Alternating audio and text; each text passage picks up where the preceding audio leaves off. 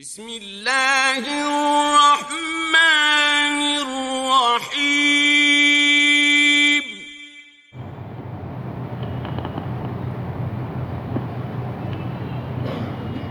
السلام علیکم ورحمۃ اللہ وبرکاتہ۔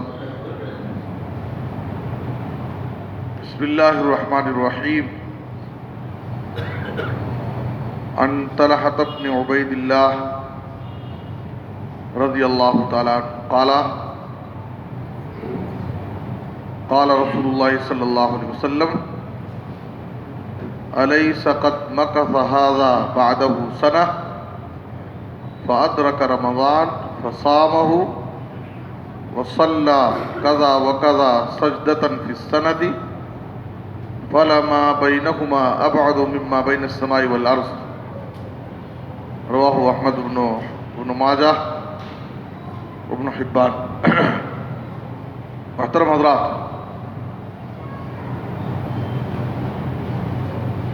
کسی بھی چیز کی انسان قدر اس وقت کرتا ہے جب اس کی صحیح معرفت اسے حاصل ہو، اس کے بارے میں اس کو صحیح معلومات ہو اور اس کی عظمت، اس کا مقام اور اس کی فضیلت وہ اچھی طرح جانتا ہو تو وہ آدمی اس کی قدر کرتا ہے۔ ہماری مسجد میں کوئی بڑے عالم دین آئے، ہمارے ساتھ ہمارے بازو میں ٹھہر کر نماز ادا کریں اور ہمیں ان کا تعارف نہ ہو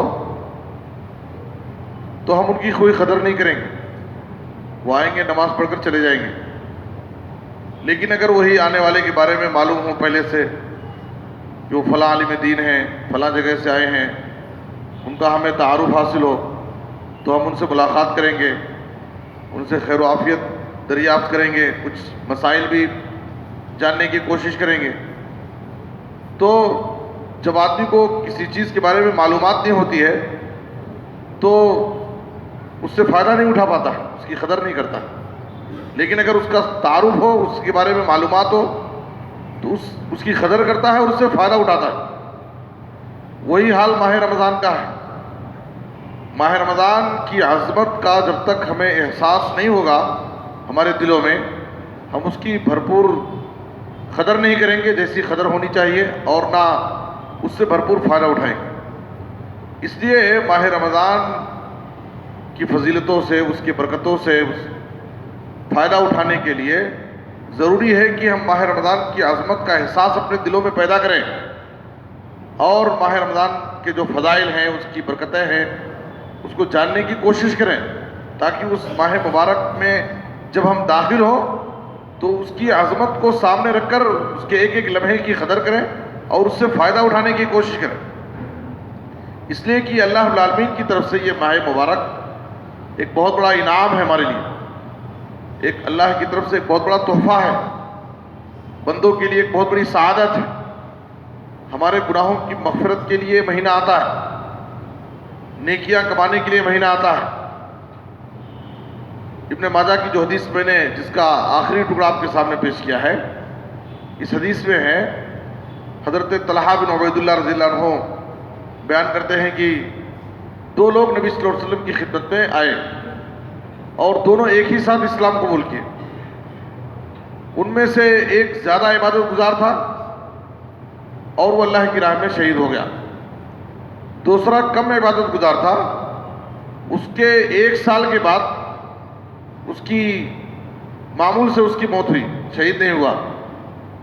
کہتے ہیں کہ میں نے خواب میں دیکھا کہ جو شخص 1 سال کے بعد مرا ہے، کم عبادت گزار تھا اور شہید بھی نہیں ہوا، معمول سے اس کی موت ہوئی ہے، وہ جنت میں پہلے جا رہا ہے۔ جب صبح ہوئی میں نے یہ خواب اپنے ساتھیوں کے سامنے، صحابہ کے سامنے ذکر کیا تو لوگ تعجب میں پڑ گئے۔ تو نبی صلی اللہ علیہ وسلم کے سامنے مسئلہ رکھا گیا تو آپ نے کہا اتعجبون من ذالک، کیا تمہیں اس بات پر تعجب ہے کہ آخر یہ شخص، دوسرا آدمی جو اس کے 1 سال کے بعد مرا ہے، کم عبادت گزار تھا، شہید بھی نہیں ہوا ہے، پھر یہ جنت میں پہلے سے کیوں جا رہا ہے؟ شہید سے پہلے جنت میں کیوں جا رہا ہے؟ تو نبی صلی اللہ علیہ وسلم نے اس کی وجہ بیان کی अलैसा क़द मकस हाज़ा बअदहु सना, क्या ऐसी बात नहीं है कि वो उसके बाद 1 साल जिंदा रहा, वो अपने दोस्त के बाद 1 साल जिंदा रहा, उस 1 साल में उसे रमज़ान का महीना मिला और रमज़ान के महीने में उसने रोज़े रखे और साल भर नमाज़ें पढ़ा, तो अल्लाह रब्बुल आलमीन ने उसकी नमाज़ों और रमज़ान के रोज़ों की बरकत से सिर्फ ना ये कि उसको पहले जन्नत में दाखिल किया, बल्कि जन्नत में भी उन दोनों के दरमियान इतनी दूरी है जितना आसमान और ज़मीन के दरमियान दूरी। यानी अल्लाह ताला ने उसे, जिसने बाद में रमज़ान के महीने को पा करके उसके रोज़े रखे, उसकी कदर किया, रमज़ान की इबादतों से फ़ायदा उठाया और पूरे साल नमाजों की पाबंदी किया, तो अल्लाह ताला ने ना सिर्फ ये कि उसको पहले जन्नत में दाखिल किया, बल्कि जन्नत में भी उसको बहुत ऊंचा दर्जा हासिल किया। और दोनों के दरमियान, दोनों के दर्जों के दरमियान इतनी दूरी है जितना आसमान और ज़मीन के दरमियान दूरी। तो मालूम क्या हुआ कि माह रमज़ान का पाना ये हमारे लिए अल्लाह रब्बुल आलमीन की तरफ से बहुत बड़ी नेमत है, उन लोगों के लिए जो इसकी कदर करे, उससे फ़ायदा उठाए। लेकिन अगर पा करके भी उसकी कदर ना हो और उसको ऐसे ही लहो लहीब में गुजार दें और हम उससे भरपूर फ़ायदा ना उठाएं, अपने गुनाहों की मग़फ़िरत ना करा सके, तो नबी सल्लल्लाहु अलैहि वसल्लम ने कहा बऊद मन अदरक रमज़ान फलम युग़फ़र लहू, उस शख्स के लिए हलाकत हो, बर्बादी हो, वो बड़ा बदनसीब इंसान है जिसने माह रमज़ान को तो पाया लेकिन अपने गुनाहों की मग़फ़िरत नहीं करा सका। उससे बड़ा बदनसीब कोई नहीं होगा कि अल्लाह ताला ने उसके गुनाहों की मग़फ़िरत के लिए, रब को राज़ी करने के लिए, अपने दर्जात की बुलंदी के लिए, नेकियां कमाने के लिए अल्लाह ने उसको अपने फजल से माह मुबारक नसीब किया, लेकिन वो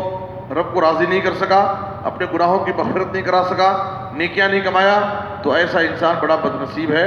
इसलिए माह रमज़ान की हमें कदर करना चाहिए और खुशनसीब रोज़ेदारों में हमारा शुमार कराना चाहिए, बदनसीबों में नहीं। और यह अल्लाह रब्बुल आलमीन की इस नेमत पर हमें खुशी का भी इज़हार करना चाहिए दिली तौर पर कि अल्लाह ताला ने हमें बाकायदा ये महीना नसीब किया है और अमन और आफियत के साथ ये महीना हमको नसीब कर रहा है, तो इस पर हमें दिली तौर पर खुशी और मसरत का भी इजहार होना चाहिए। सूरह यूनुस में अल्लाह ताला ने कहा कुल बिफज़लिल्लाहि व बिरहमतिही फबिज़ालिका फलयफ़रहू हुवा खैरुम मिम्मा यजमऊन, आप उनसे कह दीजिए कि उन्हें अल्लाह के इस फजल, अल्लाह की इस रहमत पर खुश होना चाहिए। खुश होने का मतलब ये नहीं है कि खुशी का इज़हार करने के लिए बाकायदा जश्न मनाया जाए और जलसे मुनाकिद किया जाए इस्तक़बाल रमज़ान और आमद रमज़ान की मुनासबत से, बल्कि दिली तौर पर हमें खुशी महसूस होना चाहिए और इसकी कदर करने के लिए दिल में पुख्ता इरादा होना चाहिए, एक पूरी तैयारी होनी चाहिए ताकि ये माह मुबारक आए तो हम इससे भरपूर फ़ायदा उठाएं और बदनसीबों में नहीं बल्कि खुशनसीब रोज़ेदारों में हमारा शुमार हो। अल्लाह हम सबको नेक तौफीक दे और माह रमज़ान को हमें अपने फजल से बाआफियत हमें यह महीना नसीब फरमाए और इसकी सादतों से अल्लाह ताला हम सबको माला माल फरमाए। आमीन तक़ब्बल या रब्बल आलमीन। वसल्लल्लाहु अला नबीना मुहम्मद व आलिहि वसहबिहि अजमईन।